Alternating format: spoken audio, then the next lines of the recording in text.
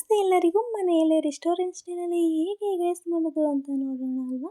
ಮೊದಲಿಗೆ ಒಂದು ಮಿಕ್ಸರ್ ಜಾರಲ್ಲಿ 1 ಇಂಚಷ್ಟು ಶುಂಠಿ, ಒಂದು 7ರಿಂದ 8 ಬೆಳ್ಳುಳ್ಳಿ, 3 ಹಸಿರು ಮೆಣಸಿನ್ಕಾಯಿ, ಸ್ವಲ್ಪ ಪುದೀನ ಸೊಪ್ಪು ಮತ್ತು ಕೊತ್ತಂಬರಿ ಸೊಪ್ಪನ್ನು ಹಾಕಿ ತರತರಿಯಾಗಿ ರುಬ್ಕೋಬೇಕು. ಆನಂತರ ಒಂದು ಬಾಣಲೆಯಲ್ಲಿ 1 ಸ್ಪೂನ್ ಎಣ್ಣೆ, 1 ಸ್ಪೂನ್ ತುಪ್ಪನ ಹಾಕಿ ಅದರಲ್ಲಿ ಈರುಳ್ಳಿಯನ್ನು ಸಾಫ್ಟ್ ಆಗೋವರೆಗೂ ಬಾಡಿಸ್ಕೋಬೇಕು.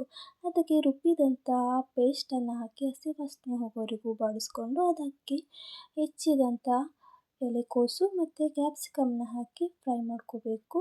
ಅದಕ್ಕೆ ಒಂದು ಸ್ವಲ್ಪ ಕೊತ್ತಂಬರಿ ಸೊಪ್ಪು ಮತ್ತು ಉಪ್ಪನ್ನು ಹಾಕಿ ಫ್ರೈ ಮಾಡಿ 2 ಮೊಟ್ಟೆಯನ್ನು ಹಾಕಿ ಮೊಟ್ಟೆ 90% ಬೇಯೋವರೆಗೂ ಅದನ್ನು ಫ್ರೈ ಮಾಡ್ತಾನೆ ಇರಬೇಕು. ಇಲ್ಲಾಂದರೆ ಎಗ್ ರೈಸ್ ಅಷ್ಟು ಟೇಸ್ಟಿಯಾಗಿ ಬರೋದಿಲ್ಲ.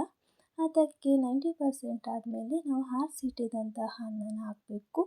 ಅದಕ್ಕೆ 1 ಸ್ಪೂನ್ ಗರಂ ಮಸಾಲ, 1 ಸ್ಪೂನ್ ಅಚ್ಚ ಖಾರದ ಪುಡಿ, 1 spoon tomato ketchup, 1 spoon green chilli sauce, 1 spoon red chilli sauce ಮತ್ತು 1 ಸ್ಪೂನ್ ಸೋಯಾ ಸಾಸ್, ಒಂದು ಅರ್ಧದಷ್ಟು ನಿಂಬೆ ರಸನ ಹಾಕೋಬೇಕು.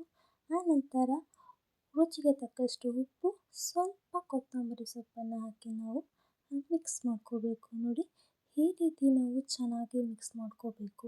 ಹಾಕಿರೋ ಮಸಾಲ ಎಲ್ಲ ಅನ್ನಕ್ಕೆ ಸರಿಯಾಗಿ ಹೊಂದ್ಕೋಬೇಕು. ಆಗ ಟೇಸ್ಟಿಯಾದ ಎಗ್ ರೈಸ್ ರೆಡಿ ಆಗುತ್ತೆ. ಒಮ್ಮೆ ಮಾಡಿದ್ರೆ ಮತ್ತೆ ಮತ್ತೆ ಮಾಡಬೇಕು ಅನಿಸೋ restaurant style egg rice ready.